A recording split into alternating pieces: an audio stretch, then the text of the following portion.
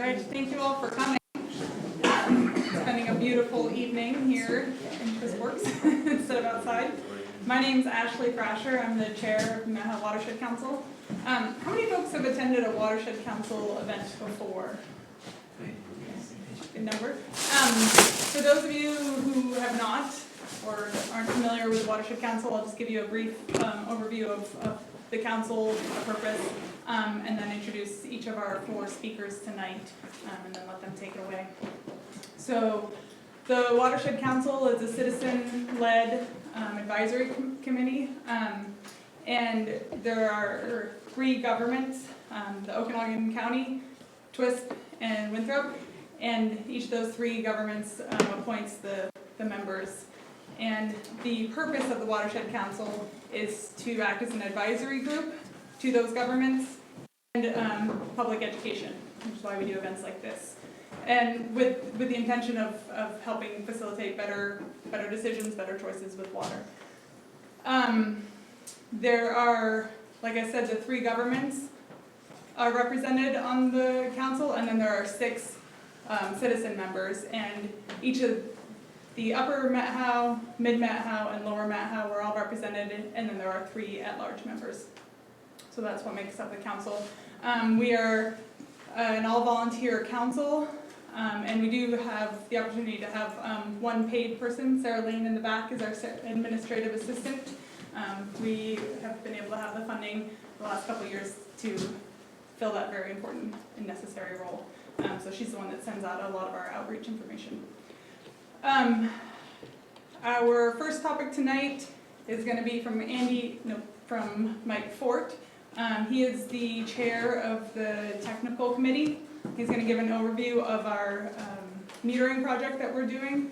And then Commissioner Hover is going to talk about closed basins and the county's response to Ecology's recent decisions. Natalie Kuehler is going to give an update on the Lundgren water transfer, and then I'll finish up with Water 2066, another one of our programs that we've been working on. Without further ado, Mr. Fort. Good evening. So, excuse the attire, I've been playing in the sandbox all day, but how many know what WAC 173-548 is? So, WAC 173-548 is the Department of Ecology's definition of the Methow Basin watershed. They define certain rules that we live by in the watershed.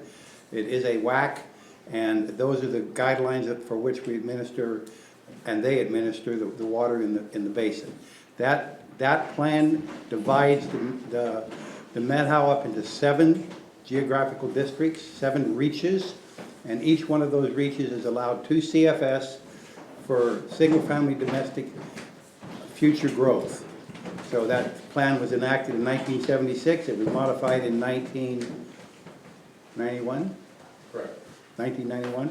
At any rate, that is our guideline. From that plan, we're given all the instructions on what we're supposed to do with water and how we handle water here in the Methow Valley. There was, in the late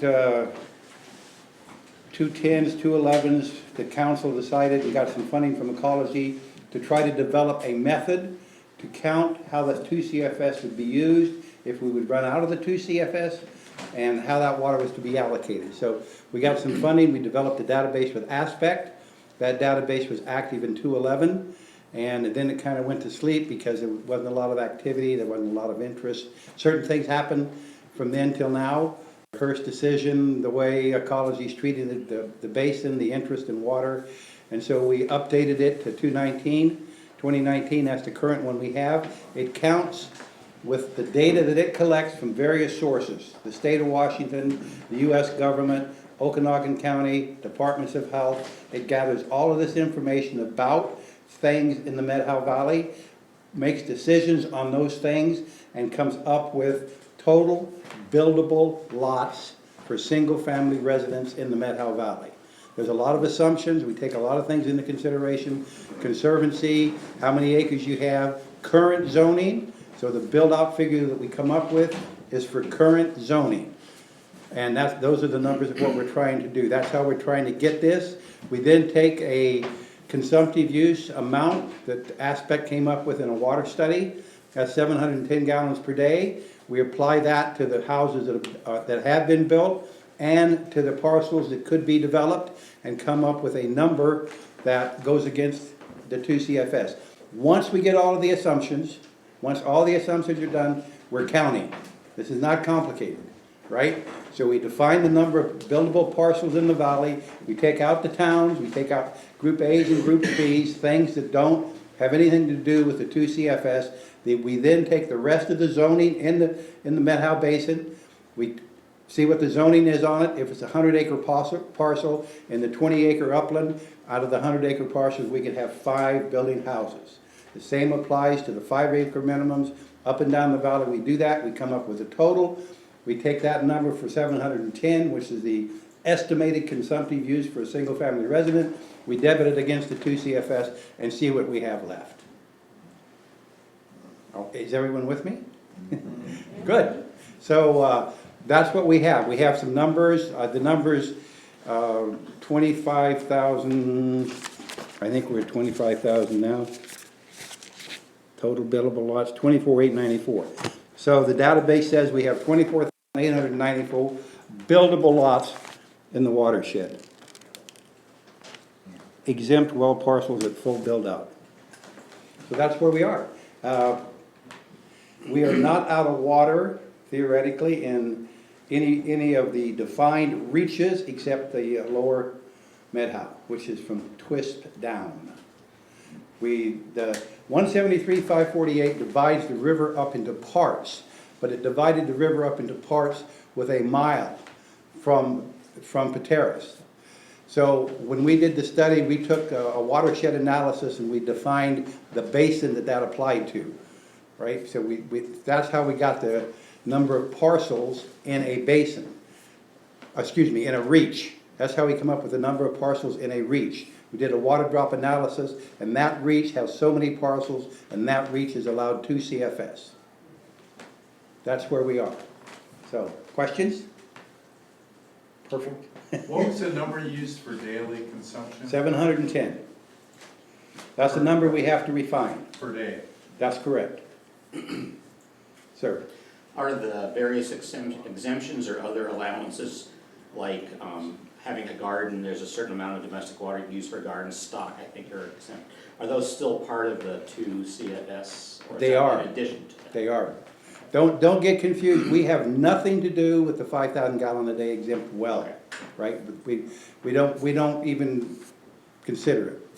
We're trying to count the number of parcels and to define the consumptive use for a single family residence. That is the data that we have to refine, right? We got a study from Aspect that did it. We've got some pamphlets over here for volunteer metering. We'd like to get some meters out there so we can accumulate some actual data from single family residences. Yes, sir. What was that number of parcels again? 25,000 something? 24,894. So just to clarify then, the upper reaches all have plenty of water for the existing lots that are. For both full build out in accordance with county's current zoning code. That's correct. And that assumes that obviously assumes that the 710 is in the ballpark, right? I mean, if it went up to 3,000, we'd have a different number. But we feel the 710 is in the ballpark, so that's what we're using and that's what we're trying to refine. And your lot count, it's like, say a lot is right along Wolf Creek, you still include that in the reach between Winthrop and Mazama, say, right? It depends on what reach it comes out to. We have a map of that on our website, exactly where those reaches are, right? So it just depends on where that particular reach is. But what I'm getting at is how this relates to the basin, the limited creek restrictions. I forget what the right word is. Those numbers assume the full build out. That includes building out in the closed basins. Because that's what we wanted to know. We do an analysis without the closed basins, but from my point of view, at some point, the closed basins are gonna be mitigated, so we might as well count them. Could you explain the shortfall then, that's below Twisp to Pateras? Yeah, the shortfall is because there's more buildable lots than the 710 allows. That's just an accounting number. You know, if we end up with a justifiable number of 600 or 500, then we'd have less non-buildable lots in the lower reach. And as we know, some of the parcels in the lower reach you can't build on anyway, even though we count them, they're on steep hillsides. If they're in county zoning and the county zoning applies, we count. That's a conservative approach. In that 710 figures, are there any assumptions made for water returning to the water? Yes, there is. There was, the database it's on the website. There was a withdrawal amount. From that we came down to the consumptive amount. And how, there was an outside use and inside use for that number.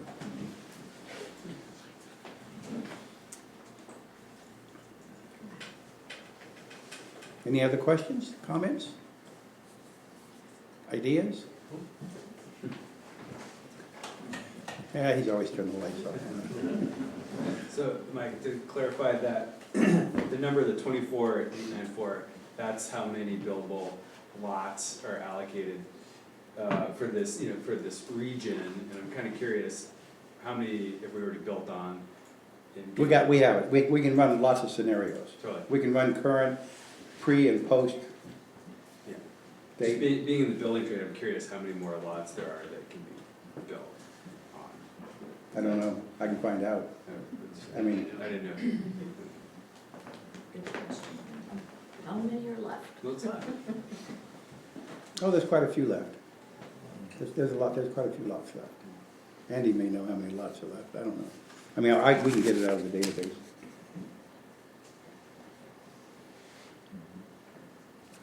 I didn't run that one. There's a lot, you gotta be really careful with databases because they give you more numbers than you really wanna look at, but, we were really interested in seeing if we were definitely anywhere, but we can do things like, one of the big issues is, if you had a building before the rule was enacted, then you don't count against the 2 CFS before 76.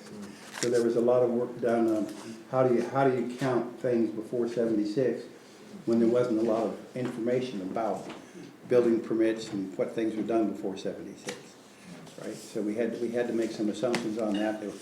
And usually, in all cases, we make conservative assumptions, which takes more water away from us in the 2 CFS reach, so we don't get in trouble.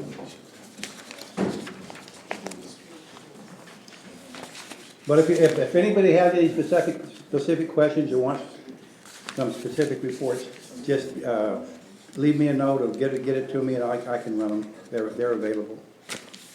You don't get a question.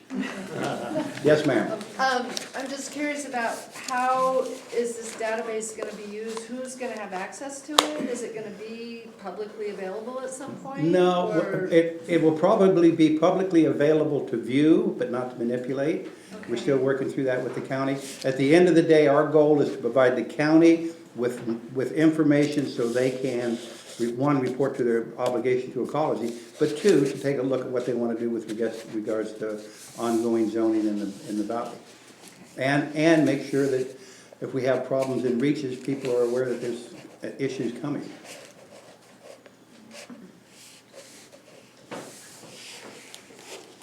Andy, you're up. Thank you very much.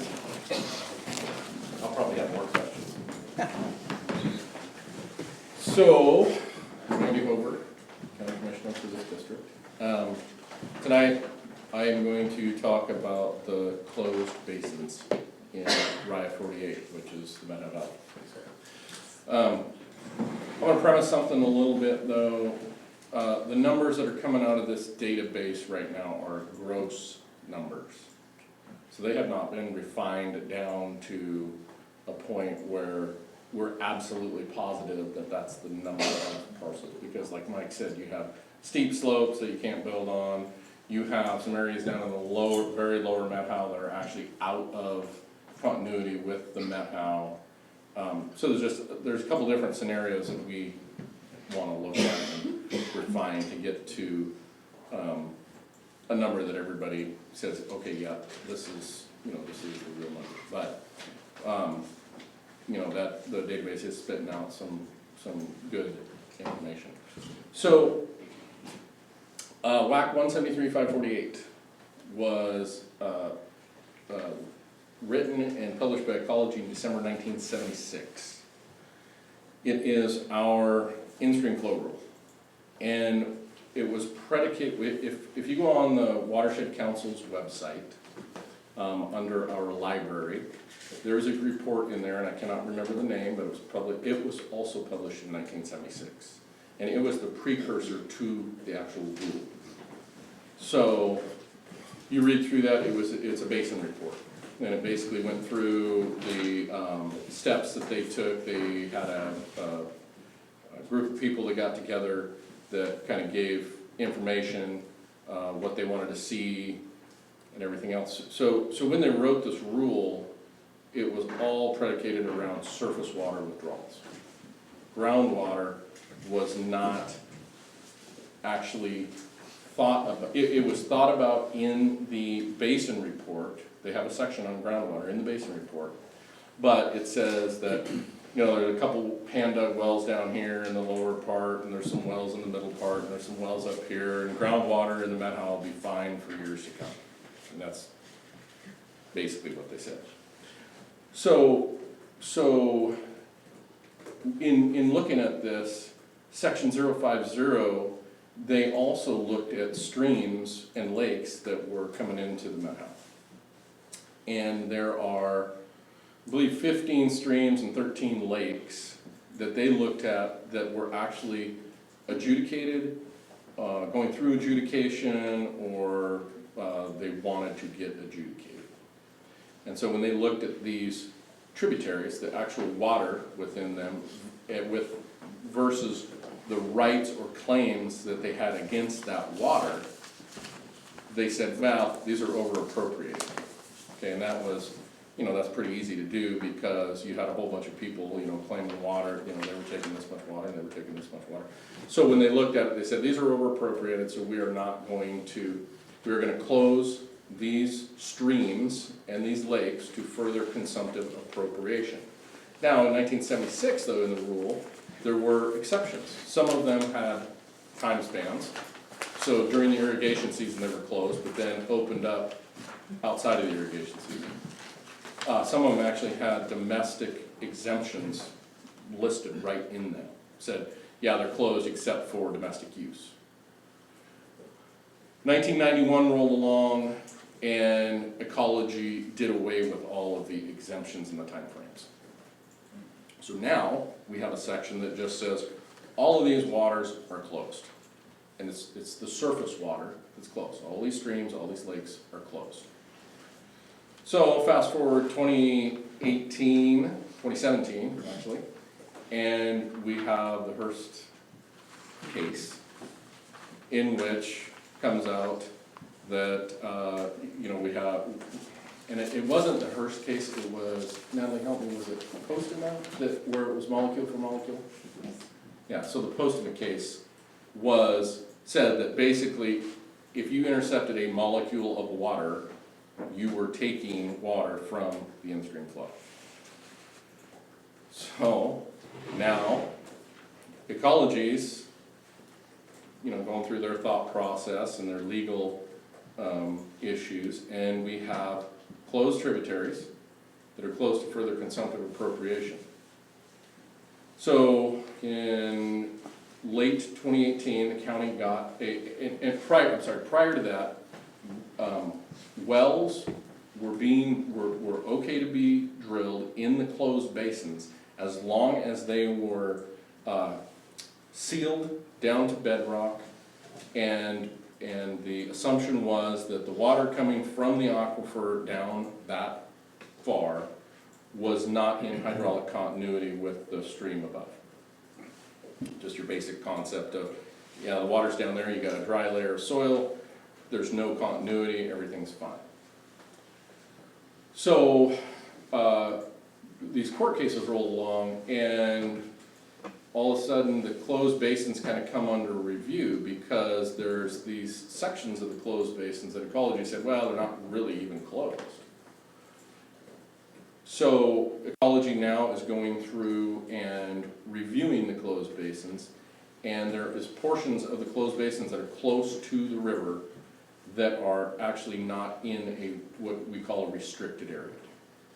So they are not in hydraulic continuity with the stream, they're in hydraulic continuity with the river. Most of the time they're closer down to the river. So wells can be drilled in these areas. There is a map on the Watershed Council's website that came from the county that shows the restricted areas of the closed basins. It shows the basins that ecology has looked at and the ones that they need to look at. So now up in these restricted areas though, ecology in late 2018 sent the county a letter that said we are no longer going to allow any well drilling within the restricted areas of the closed basins. So there's no more drilling down the bedrock, sealing them or anything. And the reasoning behind this was that runoff, if you were to drill a well and you were to suck water and create a void, that runoff, surface runoff, could actually be intercepted by that void and not get to the tributary or the lake. And there's no, that's kind of just a blanket statement. Just, we don't know, it's really, really tough to prove, we're not sure, so we're gonna close them down. So, we have in closed basins between 830 and 1,400 lots that are affected by this closure. Right now, the county is exploring mitigation strategies for the existing lots that are within these closed basins. So we did put water availability study areas on all of the closed basins, and so there is no application for subdivision of property within these basins for a 2-year period right now. Because we want to make sure that we are able to even mitigate for the existing lots that people own that want to build on within these closed basins. So we've had some different companies, we've talked with DOE and are exploring these mitigation strategies. DOE is on board with some of these strategies that we've talked about. It is now kind of up to the county and DOE and funding sources to try to figure out how best we can mitigate for each one of these basins. And it's gonna be, we're not gonna snap our fingers and all of a sudden we're gonna be able to mitigate for them, but we are moving forward. And when you say mitigate for them, you mean alternative water sources like catchments? Well, so the idea is that basically, if you're taking water, the only water that you would ever be intercepting would be the consumed water. Okay, so everybody has a right to the 2 CFS reservation. Okay, single family domestic has a right to the 2 CFS reservation. So the only reason that people can't get it in the closed basin is because of the tributary that they're close to.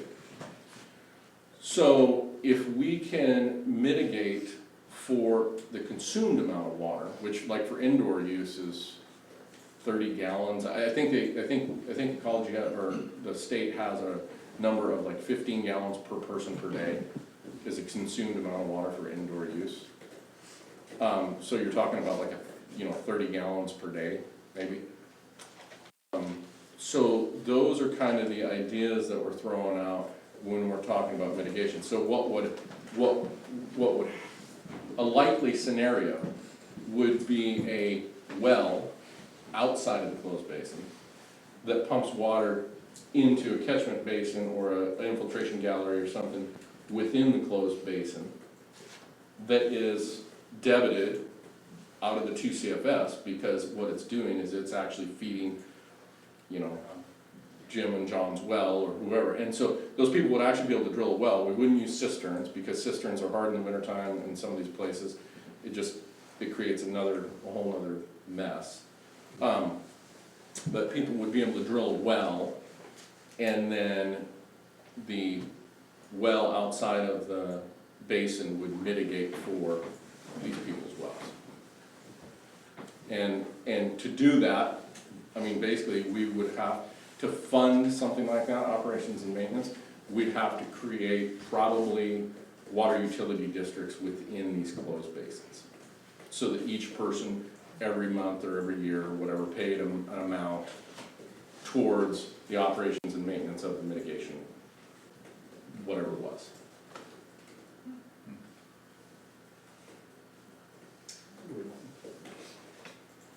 Are there maps that with sufficient detail to tell if a particular lot lies within one of the restricted basins? They're close. I mean, you can, I would say the best thing to do is call over county planning. Say, hey, this is my parcel number. Can you tell me if I'm in or out?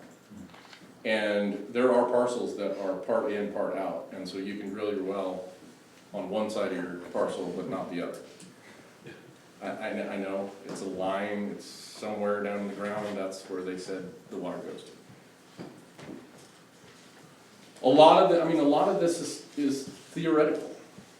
You know, I mean, I can't stand here and say, yep, if you take water out of here, it's not gonna get down there. But this is the world we live in, of law versus reality and what people can actually do. Yes, and you talk about 15 gallons per person consumptive. Mhm. You know, if you had, 3 people in a household, it's 45 gallons, but then if someone has a well, would their well be restricted to that 45 gallons? No, basically, that's a number that ecology has come up with that says this is what you would need to mitigate for. Okay, the reality is, if you wanted to try to get down to the nuts and bolts, you would put a water meter on your inlet and a flow meter on your gray water outlet. And then you could actually determine how much consumptive water, you took during that day, or during that period. The delta is going back into the ground, septic, so it's a dead. Andy, did DOE revise those closed basin boundaries recently too, where they changed something? They are changing it a little bit. So they've looked at Wolf Creek, Thompson Creek, Beaver Creek, Cow Creek. Aren't they in Cow Creek now? I think they've done Cow Creek. I believe there's 5 or 6 that they are actually have done the revisions to the entire closed, or the entire basin, and then shown what the restricted area is. And their decision-making was based purely on geology and well logs and whatnot? Correct. To determine where the closed basin was and where it ends? Well, their review of it is now looking at those things, yes.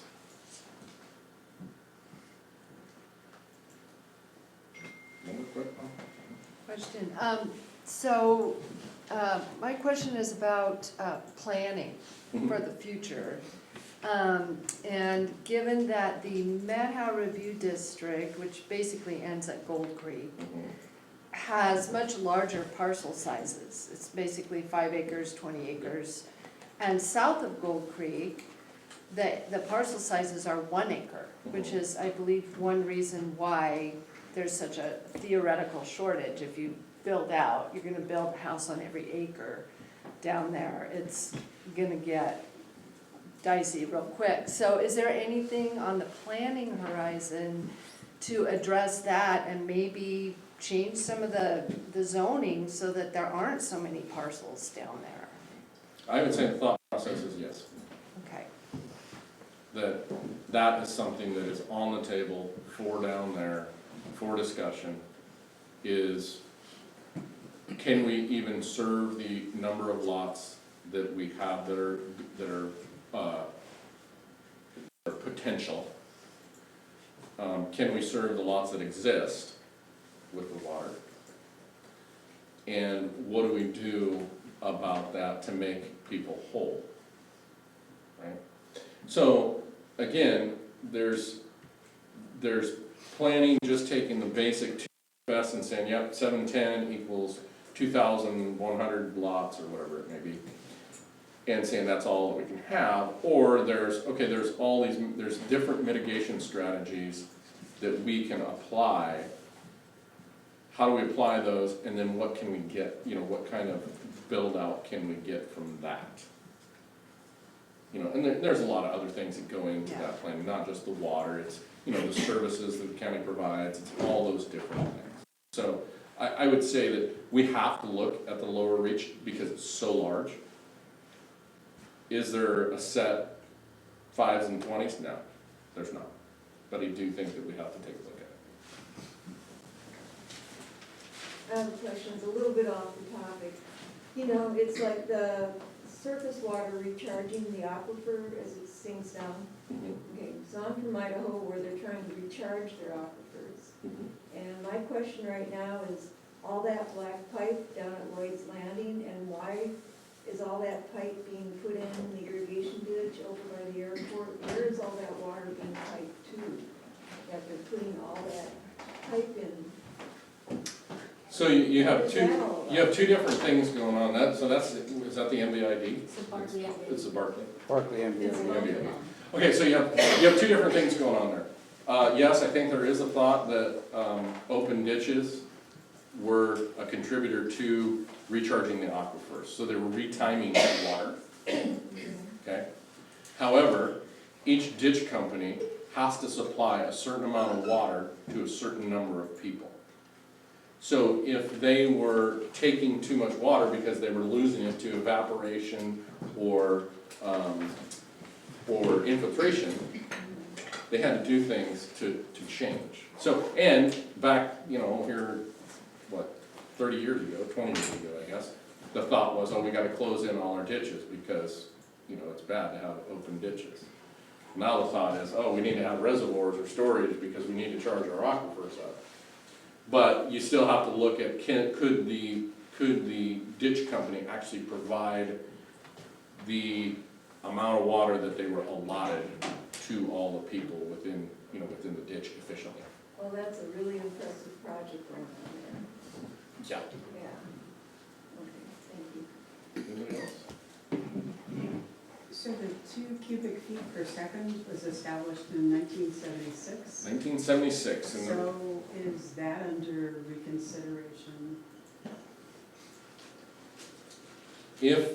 So we have the largest reservation of water in the state for single domestic use.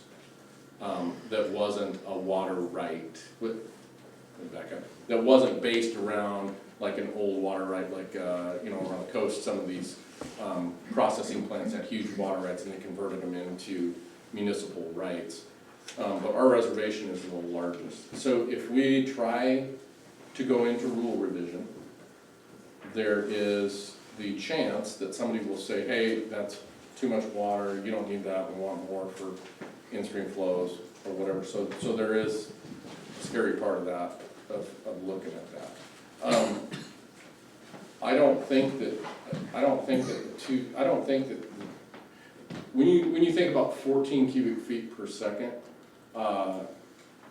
our personal water claim on the Methow River was 30 CFS to irrigate. So our irrigation claim was twice what the entire basin allotment is for single domestic use. So you're not talking about a ton of when you boil it down. I'm just thinking about climate change and changing the timing of melting of the snowpacks and how that's going to, 20 years, 30 years going to affect the total water in the basin. I can't foretell the future, and so it's hard to say. I mean, I think that we're gonna have, if our runoff comes off fast, our geology is such that storage is gonna be different, or difficult, because we just don't have the storage potential anywhere around here. So there are things that we have to think about, and actually, we would probably get to some of those. Anybody else? All right. Thank you.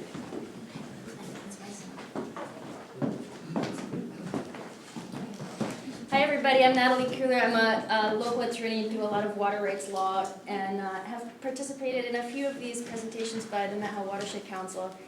I'm here today really primarily to give you an update on the Lundgren water transfer and whatever questions you may have on that. But I love that last question. The one event that we did before in Twisp, we had kind of a similar question right before I came in. And I think that there are a lot of reasons to think about maybe reopening the rule. And that really the reason is that the law kind of relentlessly moves forward, right? And this rule has been in place since 1976. Our understanding of it has been refined. Court cases have continued to refine, and they never allow a greater use of water. There are reasons to think that our reserve might be in jeopardy in general. There are questions about, well, is outdoor irrigation included in single domestic or not? There's a question about, well, what is single domestic at all? You know, does that allow any type of subdivision or not? Are these closed basins, are they really supposed to be closed? Or have those water rights been relinquished over time and really there's enough water available there now for human use? Are in-stream flows, are they really what they should be? Or do we have better science now to establish that our in-stream flows should be something different? So these are all really big questions that I think we need to grapple with, and we are going to be grappling with the Water 2066, and I hope you all are really going to be engaged in that, because ultimately I think water is really kind of going to define what this valley is going to look like and what we all are going to be able to do here. So make your vision heard. There is, and this came up just now as well with your question, there's kind of an interconnection between domestic water use and irrigation water use, primarily because a lot of the other areas that have faced similar issues that we are facing were able to mitigate through establishing water banks. And that was envisioned in this area as well. That has traditionally been done, or most of the time what happens is you take irrigation water rights that are still valid but are not going to be used in the future for irrigation, put them in a bank, make them available for mitigation for year-round domestic use. Way back when, not so long ago, maybe 15 years ago, it was still possible to take an irrigation water right and convert it into a year-round water right. That's no longer possible now, so you have to find another water right, or you have to have an in-stream flow that allows you to, in the non-irrigation season, still use water that would otherwise be in the river. In most basins, that's not a problem, and in our basin, we have this, we have a unique in-stream flow rule in that our in-stream flows, our minimum flows, are not met in the summer when irrigation occurs, and a lot of irrigation water is basically taken out of the river, but most of the time, our in-stream flows aren't met in the winter. And so we can't mitigate that use through irrigation water. And so water banking here is a tricky proposition, especially when you couple that with the limited water storage opportunities. So we also can't just build a dam somewhere and keep water back and release it over time throughout the year to make up for mitigation measures. So this all kind of is part of what's going on with the Lundgren water transfer. I think most of you maybe have heard of this. Basically, what is happening is a family that has an irrigation water right is looking to transfer a portion of that water right to basically a Wall Street entity that is going to use that water, hopes to use that water for investment purposes. The interesting thing about it is that, of course, anytime you want to transfer a portion of a water right, you've got to go to ecology and you basically open your book and you say, here's what we've got. Take a look, and whatever we're not going to use, we want to transfer to whoever for whatever purposes. And you want to be really sure when you do that, that you know what you've got, because you may walk out with a lot less than you thought you had in the first place. And I think we're seeing a little bit of that happening up there right now. So one of the things that might affect more people around the state is that ecology has determined that water rights, I mean, a little bit of background on the way these water claims work. Initially, pre-1917, there was no statewide water code. And the way that you would get a water right is that you would say, hey, I'm going to use water out of this stream for these purposes. You'd post that at the site, you'd post that with the auditor's office, and you'd start using the water. And as long as you didn't use anybody else's water and there was still enough water available, you were good to go.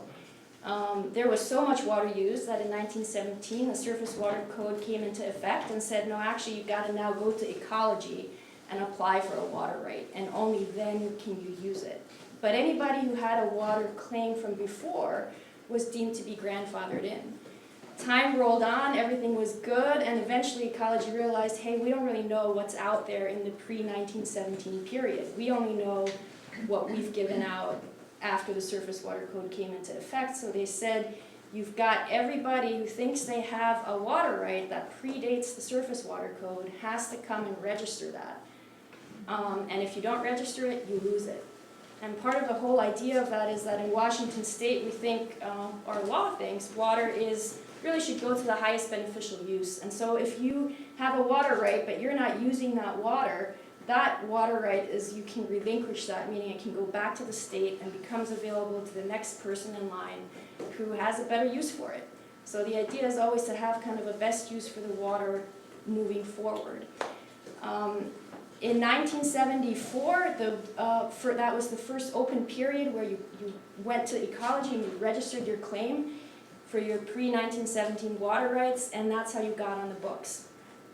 It turned out over time that there were a lot of people who had missed that deadline. And so although they had said, hey, if you don't register, that pre-1917 water right is gone, they reopened the books again in the late 90s.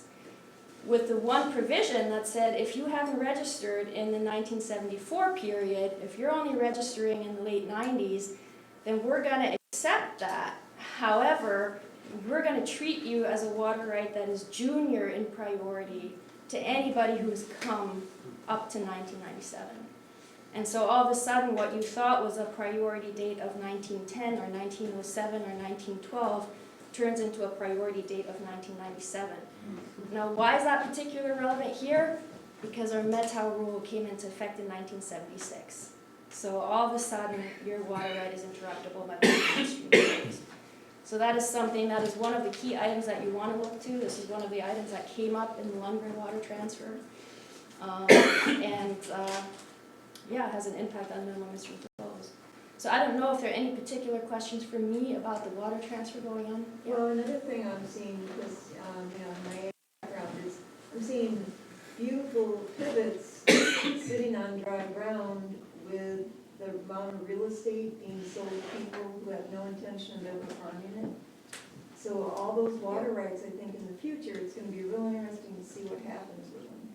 Yeah, agreed. I mean, some places have water banks, some places may have sold those rights already. Or some people And just some ignoring places it and let them go and don't realize absolutely. they're gonna lose them. Absolutely. I mean, relinquishment is always a potential issue, and it happens more than you think.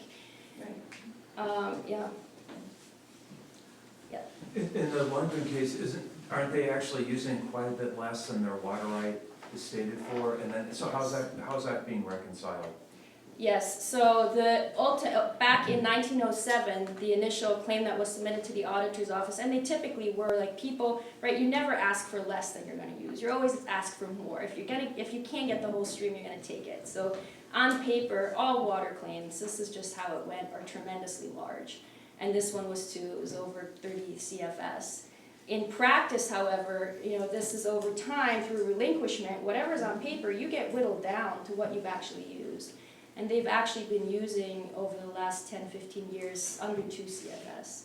So that is an issue that hasn't yet been reconciled by the Water Conservancy Board, but the Water Conservancy Board hasn't yet made a decision. And I don't think there's water there to be sold, maybe a very teeny tiny little amount, but I don't think there's a lot there. And ultimately, they're going to continue to use the water that they have to irrigate their property. So they're not looking to fallow any land and sell water that they're saving downstream. They're just trying to see how much is available in what we practitioners call paper water that they might be able to convert. You said you don't think there's a lot there, meaning a lot less than 2 CFS is actually being used, or?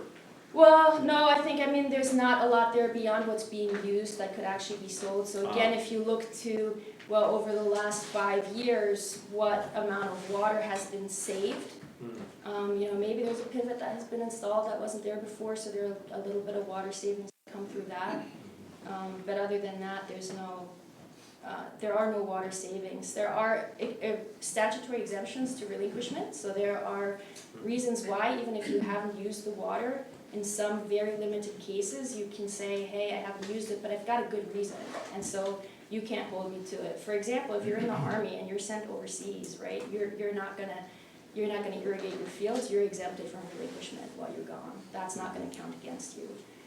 But like any statutory exemptions, those are very narrowly read. So they're very limited. How would they establish that they've in fact only used 2 CFS or less over the last 10 years? Well, so 'Cause typically, there's no monitoring really, is there? so typically what you do is you look to, I mean, there are irrigation measures that you look to, and you look to the type of irrigation equipment and the type of irrigation that's being done. You look to aerial photographs. So we know in this case the pivots that are involved and the history of water practices. And there is the interesting thing about this particular case is that the diversion for the Chihuahua Canal Company's water right and the water that Mr. Lundgren is using is the same spot. All water goes through a single fish screen, and that fish screen is monitored multiple times a day. So we know exactly how much water goes through that, and that is in maximum amounts. Just physically, it's limited to 34 CFS, and that's where it tops out. So, and that's for all 280 Chihuahua Canal Company shareholders, including, you know, major irrigators, and then the Lundgren property as well. So they can only show a usage of 2 CFS, and they're claiming 30 or something. Right. Is that 28 been relinquished? Yes. Yes. The argument that they are making to say, look, we're not subject to relinquishment is this narrow exception. It's called a determined future development. So if you have a specific plan in mind and it's just taking you more than 5 years to implement that plan, then you can be exempted as well. But what you need for that is really something like a purchase and sale agreement. You know, if you want to move water over to another parcel, and then you have to show, and it's just going to take you a while to, you know, move that irrigation equipment and everything else, then you've got to show things like a purchase and sale agreement and permit applications. And you know, it's not an easy thing. You don't just get to go out and say, oh, well, you know, I've been thinking about selling water for 20 years. That's my plan. That doesn't count. Yep. Yeah, if we want to look for a new rule, what types, my concern is we are going to have a multitude of unintended interests storming into this valley from all types of points of the compass, and we could be in a rule-making procedure for 10 years. So rules can take a long time to make. I think that's a totally fair.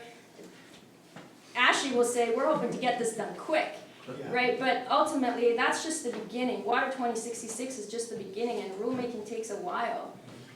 But you know, I happen to believe that the rule that we currently have just simply doesn't allow for what we want to do. It's not, it isn't flexible enough. Yeah, but when we ask for a new rule, then it's ollie inquiry, everything goes back on the table. And that is exactly right, and that's why Water 2066 is happening, right? That's why we hope like everybody who is here is going to come and provide some input so that we can figure out, well, what, as a community, I mean, there are going to be differences of opinion, but as a community, really, what is it that we want our watershed to look like? And that's one of the special things about Washington State water law is that it is so localized. Each area has a different rule, and it's based on local input, so we get to have a say. The other thing is, it seems that in today's world here, a lot of people are willing to live in town. They want to live in town. The service village thing is a big idea. You know, where there's Christmas growing, Winthrop would like to grow, but they're hampered by a lack of water. How do we use whatever tools we have to provide more water to the towns so that the towns can provide more opportunity for people to live in town, build in town, It makes a lot of sense from a land use planning and from a cost issue. You know, you want to build a house and have 10 acres out of town, you're looking at $500,000.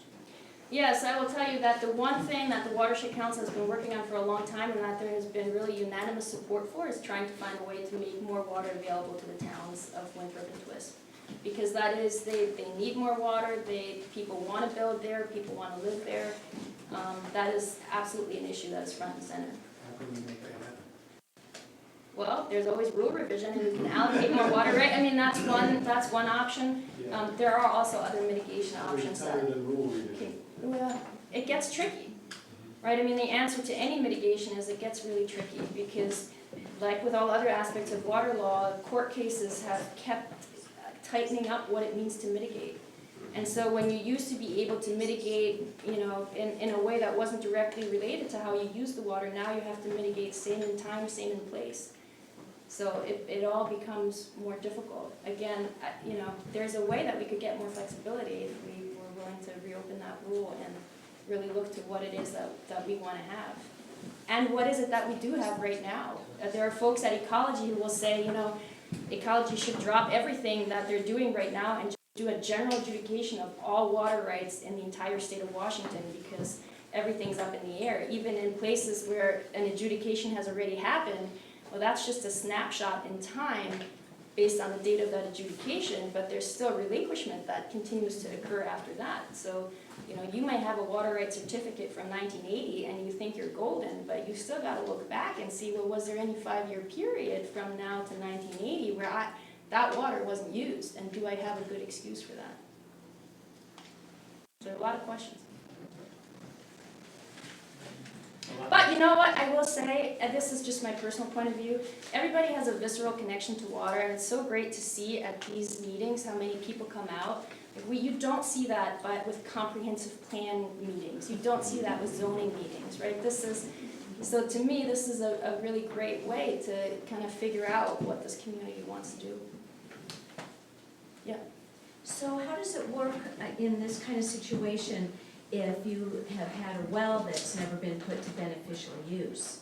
What happens, what's the status of that well? Wells, a well in and of itself does not give you a water right. There is, and this is where you ask about how do the permit exempt wells fit in with the accounting project. There is a connection in that you don't, to use a well, and those are the wells, the potential wells that are counted in this project. You don't need to go to Ecology if you're outside of a closed basin to get a permit. You can just drill it and you can start using that water as long as you fit into our reservation and meet all those requirements and don't use more than 5,000 gallons a day.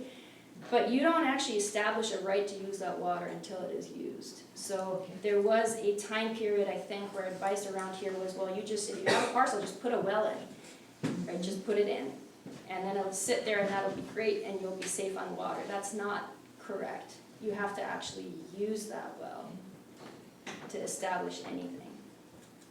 And what is the use for the well that establishes a beneficial use? So for under permit exempt wells, if you don't get a water right from the state of Washington, there are really 4 uses that you can have, and some of those are allowed by the Methow rule under the 2 CFS, some aren't. So there's a single and group domestic use of up to 5,000 gallons a day. Open question whether that includes any irrigation around the property or not. Ecology has come down on both sides of that in the past and no court has decided the issue. The Methow rule is limited to single domestic, not group domestic, so that's a distinction. Then there's stock watering, no limit on that. You can use as much stock water as you need. That is also a permitted use of the 2 CFS reserve in the Methow rule. And then there are 2 other uses that we don't have in our rule, so they're interruptible by in-stream flows, and that's commercial use and irrigation of a half acre of property. Okay, thanks. Yeah. Any other questions for me? Then I'll turn it over to Ashley in Water 2066. Thanks. My fork doesn't usually bite. You guys can come sit down if you want. Stay there. We actually hit one of those lights, this one over. So did you- over Bill me. might bite though, yeah. I'm gonna rely on. Probably just, yeah, that was good. Where's the clicker? We're gonna turn it back on. It went to sleep.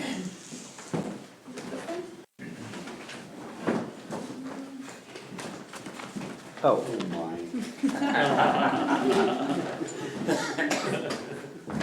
You guys teed me up for some good teasers for Water 2066. Has anyone here, some of you have heard of Water 2066?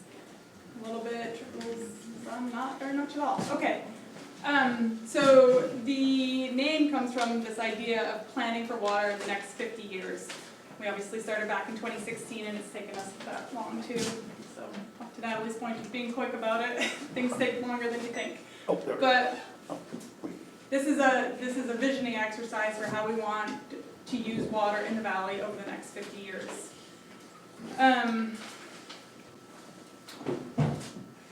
Give a little recap. We've kind of hit some of these terms, but water management in the Methow, state water law. These are statutes adopted by the state legislature, and they can be amended by the state legislature. And they are interpreted by court rulings. As Mary McRae said, they're tough to change except around the edges. So state law is pretty tough to change. Our own in-stream flow rule, that Washington Administrative Code 173548, that's where the administrative rule adopted by ecology, each ecology can change and amend that rule, and that's where community input is much more important. Trevor Hutton is somebody who works for ecology. He was up here this winter to talk about closed basins. Did any of you go and see him talk at the Grange? He also talked to the Watershed Council, and he, I'm paraphrasing, but he said, the water problems in this valley will be solved by this community. It sounds like ecology has a good relationship with this community, and they take our input seriously. They know that we pay attention, and there's a lot of the engaged people here. So, Water 2066 is our chance. Go to the next slide, please. Yes, ma'am. Thanks. It's the community effort to shape our water future. What do we as a community want our valley and our waterscape to look like over the next 50 years? You know, we've talked about increasing demands on water, these closed basins. We have a drought declaration, changing hydrograph as the climate changes. It's more important now than ever to plan for those, to understand how these changes are what is happening and move forward. Mike mentioned talked about the metering project that we're working on. That's to understand how much water is being used now, so we can understand what the situation is now, and this project will help decide what we want to be in the future. Next slide, please. So as we mentioned, with this in-stream flow rule, it's, people say, do we do rule revision? Do we open it up? Do we not? If we want single houses scattered all across the valley, you know, in those 1 acre parcels down in the lower valley, the rule works. We can do that. If we don't, if we want to have cluster development or any other, or a lot of other kinds of development, more development in town, we may need to open that rule. As Natalie said, it can be restrictive. So that's why we're looking at rule revision is one of the things. So objectives of Water 2066. We want the community to articulate a vision for water in the valley. And somebody asked up in Mazama, you know, basically we think everybody's going to come to the same conclusions, the same vision. No, we're not so naive to think that everybody has the same idea of what we want. But there are going to be some common threads, and we also need to understand where there's differences of opinions of how we want to use water and what is important to this community. So the community has to articulate that vision to us. Then the Watershed Council will be tasked with identifying the barriers to that vision, whether they are in the law, as it's written now, in the rule, how we can move through those barriers to achieve the vision that the community has identified, and specifically actions that need to be taken to make that vision a reality. And in the process, build relationships between the community, governments, and stakeholders. So, timeline. On April 15th, we submitted a grant to Ecology for $45,000. That is mainly to pay for a facilitator, some folks to contract to lead a couple of community meetings and many stakeholder meetings for us, and I'll talk about those in a little bit more in depth. Hopefully next week Ecology will come back saying that we've officially got the grant, and we have already put this out to request for proposal, and awarded the contract to Washington Water Trust and Lisa Dally Wilson, a private contractor. So once we get the grant from Ecology, we will sign a contract with that group, and we'll start planning these meetings. And the final outcome will be a report. And this is not just a planning purpose. The report will list specific actions that need to be taken to achieve these visions. So what is really the meat of this grant? 2 community outreach meetings. Next slide, please. Yeah, I pushed it. And that's really where we need your involvement. We need folks to come. Oh, one back. Oh, yeah. 2 community meetings. We're just trying to have a variety of times and locations for people to come and attend.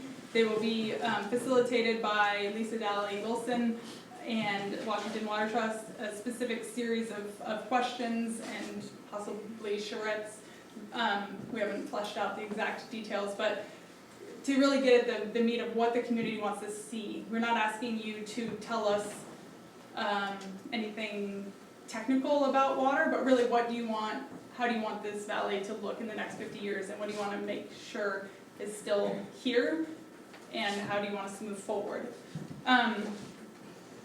And in conjunction with that, there'll be stakeholder meetings. So the community has to be involved, but there's also specific groups that need to be brought on board, because either they will be implementing these actions, whether it's the county with planning, Ecology, they need to be at the table and on board with this process. So there'll be, our contractors will also have individual meetings with a series of stakeholders. And we identified, I think, like 30 when we just tried to list out all the government agencies, NGOs, people that have a vested interest in water. So the RFP went out, and there has to be at least 10, and we'll see how that works. But the goal is to really get these stakeholders to buy into this process as well, because they will either be the ones that need to implement things, or they could be the people that would sue those other people. So they need to be in on board as well. So how can you get involved? Attend these Water 2066 meetings. It's crucial that the community shows up and tells us what you want. Spread the word about what's happening. I was really hoping that we would have dates, but things do move more slowly than I was hoping. But sometime in the summer we will have these meetings, and we need you to show up and attend. You can also attend Watershed Council meetings on the third Thursdays at 5 p.m. They've always been at the riverbank here in Twisp. We will be changing locations in the summertime because we're losing that building, but that is yet to be determined where. But you can find all the information on our website, metthowwatershed.com. Learn about all these projects that we're doing, find out about outreach opportunities, send us an email. You can also make a donation to the Methow Watershed Foundation. We are a nonprofit 501c3. But I also wanted to make sure people know that there are brochures for the metering project here that you can take with you, and they're also on the website, to learn more about the project, but we also need volunteers to meter their wells. So please sign up for that if you're interested. I think we only have a small handful right now of meters, so even if you sign up, if we have multiple people in the same area, we'll try and disperse them, but ideally, this is a pilot project and we will get more meters out there, so that's it. Any questions on Water 2066 or anything else you've heard? Yeah, I was just curious about, you said you hope to meet with 10, or have 10 stakeholder meetings, and what's the idea there that these people are so important that you're gonna try to meet with one at a time, and you wanna hit at least 10 of them, or what's that? So we had to have a number for the RFP to actually have people put in, the contractors all respond to the same number, so we chose 10. But the idea is that there are certain entities like the tribes as well that need to be, they will be one-on-one meetings. Some could be potentially grouped together, so that's just something that we need to work out. But, yeah, there are certain entities that yes, they will be one-on-one meetings, and some might be groups.